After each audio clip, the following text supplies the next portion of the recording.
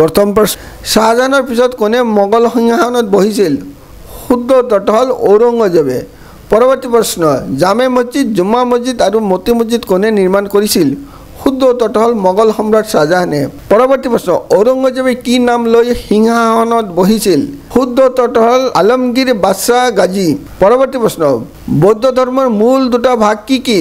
শুদ্ধ উত্তৰটো হ'ল মহাযান আৰু হীনযান পৰৱৰ্তী প্ৰশ্ন পৰশুনাথ পাহাৰৰ মন্দিৰটো কোন ধৰ্মৰ মানুহৰ তীৰ্থস্থান শুদ্ধ উত্তৰটো হ'ল জৈন ধৰ্মৰ পৰৱৰ্তী প্ৰশ্ন বুদ্ধদেৱে যিখন গছৰ তলত ধ্যান কৰি পৰম জ্ঞান প্ৰাপ্ত হৈছিল সেইখন গছক কি বুলি কোৱা হয় শুদ্ধ উত্তৰটো হ'ল বোধিধৰ্ম পৰৱৰ্তী প্ৰশ্ন বুদ্ধদেৱে ক'ত জন্মগ্ৰহণ কৰিছিল শুদ্ধ উত্তৰটো হ'ল নেপালৰ কপিলাবস্তু নামে ঠাইত পৰৱৰ্তী প্ৰশ্ন অসমীয়া ভাষালৈ অনুবাদ কৰা প্ৰথম ইংৰাজী নাটক কোনখন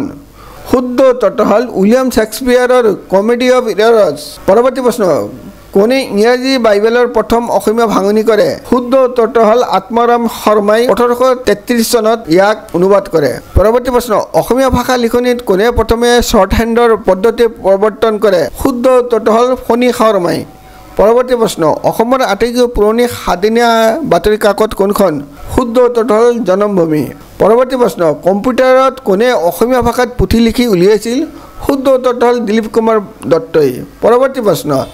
জ্যোতিপ্ৰসাদ আগৰৱালাৰ কবিতা পুথিখনৰ নাম কি শুদ্ধ উত্তৰটো হ'ল লুইতপৰৰ অগ্নিসুৰ পৰৱৰ্তী প্ৰশ্ন বিষ্ণুপ্ৰসাদ ৰাভাৰ কবিতা পুথিখনৰ নাম কি শুদ্ধ উত্তৰটো হ'ল সোণপাহি পৰৱৰ্তী প্ৰশ্ন দণ্ডিনাথ কলিতাৰ ঐতিহাসিক কাব্যখনৰ নাম কি শুদ্ধ উত্তৰটো হ'ল অসম সন্ধ্যা পৰৱৰ্তী প্ৰশ্ন জ্ঞান মালিনীৰ কবি কোন শুদ্ধ উত্তৰটো হ'ল মফিজুদ্দিন হাজৰিকা অন্তিম প্ৰশ্ন ৰঘুনাথ চৌধুৰীৰ কথা কবিতা পুথিখনৰ নাম কি আছিল শুদ্ধ উত্তৰটো হ'ল নৱমল্লিকা ভিডিঅ'টো চোৱাৰ বাবে অশেষ ধন্যবাদ।